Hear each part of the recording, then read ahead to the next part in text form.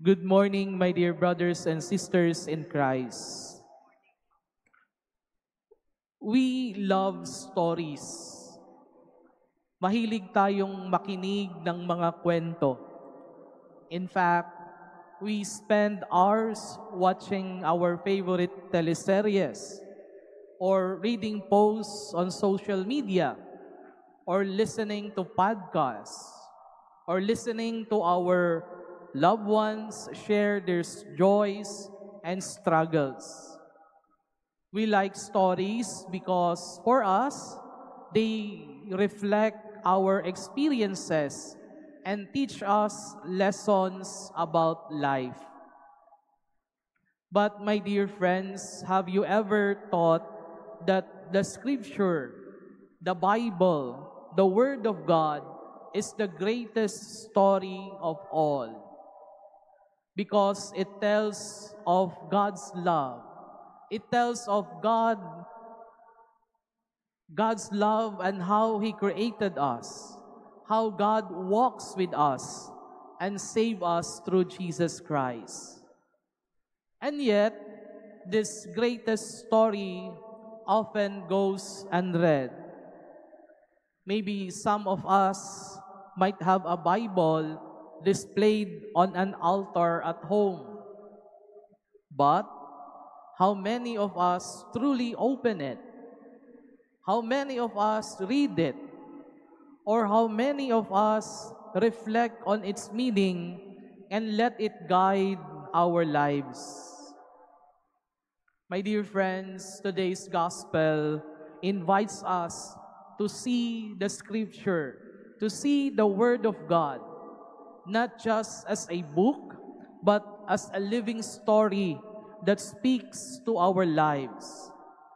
It is the story of God's love that brings good news, healing, and hope to all of us. We have heard in the gospel that Jesus says, "Today, this scripture is fulfilled in your hearing." Jesus reminds us that God's promises are real, active, and life-changing. So my dear friends, allow me to share with you 3 reflections from our gospel today.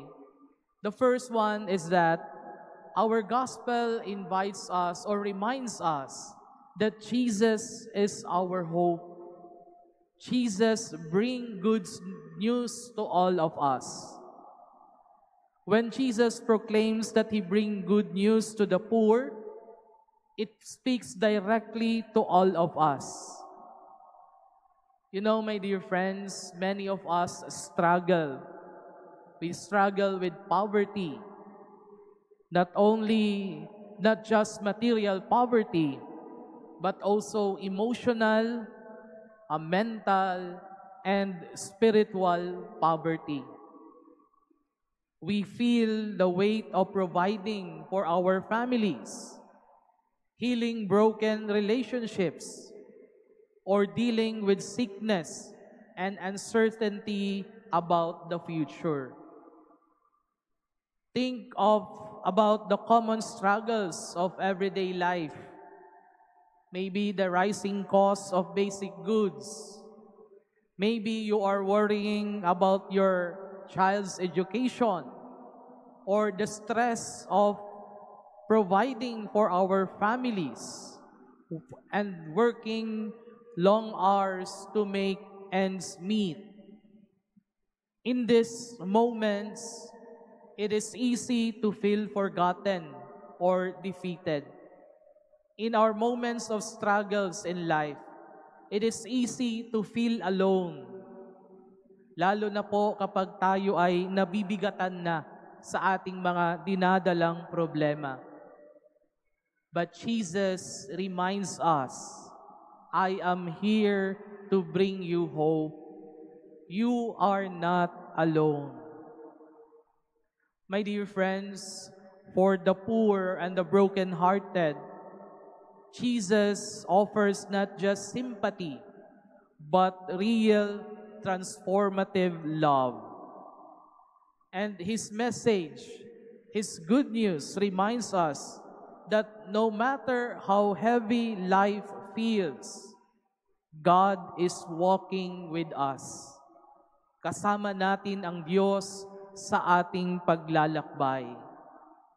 And this calls us to believe that we are never alone and to trust that God's love is stronger than our burdens in life. So my dear friends, how can we live this message?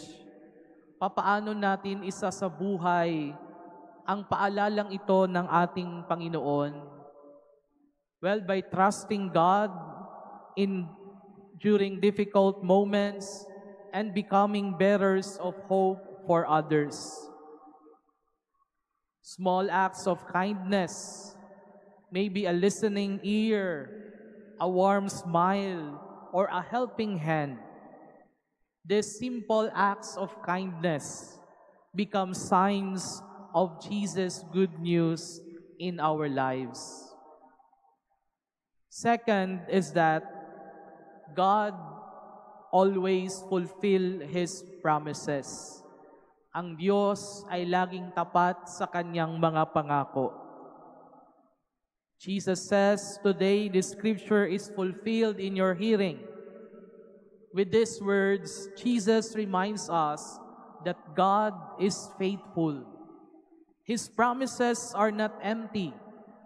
God's promises are alive and real. But the challenge for us, my dear friends, God fulfills His promise in His time and not ours. You know, we are known for our patience and perseverance. Whether it's waiting in long lines for government services, or enduring traffic jams, or staying strong amid calamities, we hold on to hope. But sometimes, waiting on God's promises feels too hard. May pagkakataon na sinasabi natin, "Lord, hanggang kailan? Hanggang kailan tayo maghihintay? When will you answer my prayers?" Ang tagal na nating nagdarasal, ang tagal na nating hinihintay ang sagot ng Panginoon. My dear friends, in these moments, remember that God's timing is perfect. He is never late. Just as He fulfilled His promises through Jesus, He will fulfill His promises to all of us. Maybe you're praying for healing. Maybe you're praying for a new opportunity in life. Or maybe you are praying for a reconciliation in your family. My dear friends, don't lose hope. Trust that God is at work behind the scenes, even if you don't see it yet. May pag-asa sa Diyos dahil ang Panginoon ay laging tapat sa Kanyang mga pangako. What does it mean for us? It means that we need to learn how to surrender our worries to God and to patiently wait for His plans to unfold in our lives. It also means trusting that His plans are better than ours. Brothers and sisters in Christ, God is faithful to His promises. Kaya wag tayong mawalan ng pag-asa kahit hindi pa nangyayari ang ating mga pinagdarasal. May pag-asa sa Diyos because He is faithful. Third and last is that our gospel invites us to fix our eyes on Jesus. The gospel tells us that in the synagogue, all eyes were fixed on Him. You know, my dear friends, this is just a simple statement. However, it is powerful. It is full of meaning because it invites us to reflect, where are our eyes fixed today? Saan po tayo nakatingin? Sino po ang ating tinitingnan at tinitingala sa ating buhay? In our society today, it is easy to get distracted. Many of us spend hours scrolling through social media. Many of us worrying about worldly success. And many of us are chasing material wealth. We compare ourselves to others and we feel inadequate. We get consumed by worries about our health, finances, or the future. But despite of all this, Jesus reminds us, fix your eyes on me, because true peace and joy come not from temporary things, but from our relationship with the Lord. When we focus on Jesus, we will find clarity. When we fix our gaze on Jesus, we will find strength and purpose in life. So how do we do this, my dear friends? How do we fix our eyes on Jesus? First, maybe start with small steps.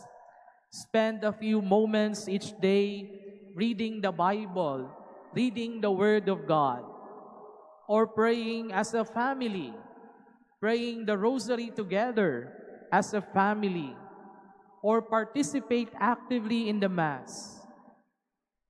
When you feel overwhelmed, when you feel that you are the heavy burden of your life, pause and say a simple prayer and said, Lord, I trust in you.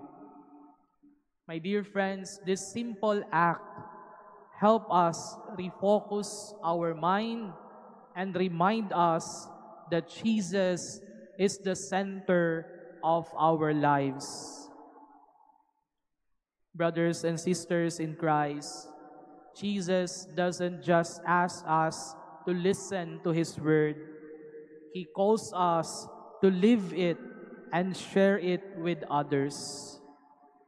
My dear friends, as we continue our celebration, let us call to mind that the Scripture, the Bible, is not just a story. It is the living Word of God. It reminds us of who we are. It reminds us to whom we belong to. And it reminds us of what we are called to do. My dear friends, let us trust in God's promises, fix our eyes on Jesus, and live as His hands and feet in the world. Amen.